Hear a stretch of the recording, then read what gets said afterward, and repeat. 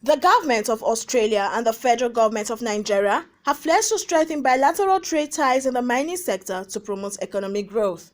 Ms. Claire Ireland, High Commissioner of Australia to Nigeria, and Ambassador Bello Hussaini, High Commissioner of Nigeria to Australia, made the pledge at the third Nigeria-Australia Senior Officials Talks in Abuja. So Australia has a very modest but focused relationship here in Nigeria, and we really focus on the mining and education sectors in terms of bilateral engagement. So I'm working very closely with the High Commissioner based in Canberra to really strengthen the mining sector particularly and our educational ties. I think there's a lot of opportunities much further in terms of agriculture. That's certainly an area I think we're keen to explore down the road.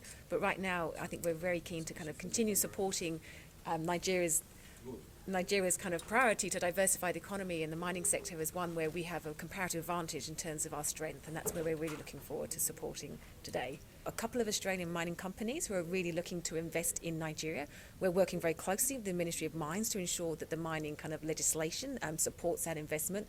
At the moment it's not significant. It's only 780 million two-way trade at the moment, and that's gone down a little bit. So wheat was one of our big exports here, but that's very price sensitive, and that's obviously an area not at the moment. But the potential for mining investment is significant in the region. So in West Africa, you've got over 10 billion of Australian investment in the mining sector. We don't have that here in Nigeria, and I want to see that change, and I see today as a real opportunity for helping that change. For his part, Ambassador Hussaini said that the Commission decided to showcase Nigeria's economic potentials in Australia to enhance the country's visibility. 2018, we organized what we call 2018 Nigerian Mining Roadshow. Yes, which NACIMA participated. We collaborated with NACIMA and some agency of government of Nigeria. We organized it in Melbourne and in Perth. And this year again, precisely from 3rd to 7th of February, we organized what we call Nigeria-Australia Investment Forum.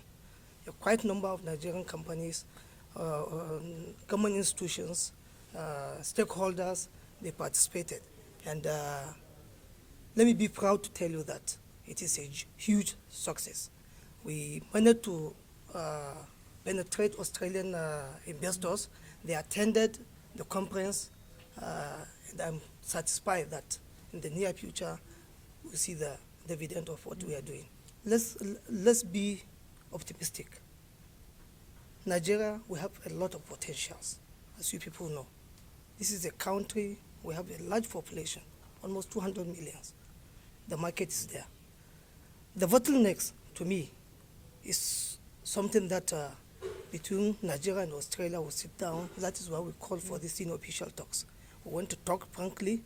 We will hear from them what they need, Nigerian government can do to support their companies, mining companies.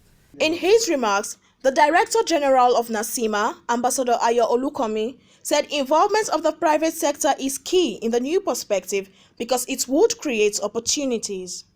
This time around, we are also working closely to ensure that the private sector plays a key role, because that is the sector that will drive the process. And that's why the question and issue on our priority include mining.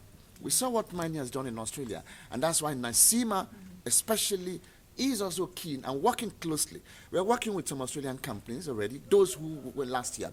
And so we want to take it forward. And strategically, the mining sector is key and very important, and that's why we're working closely with High Commissioner in this area, especially against the background of the Nigerian roadmap, the 2016 roadmap for the growth and development of the Nigerian mine sector. So that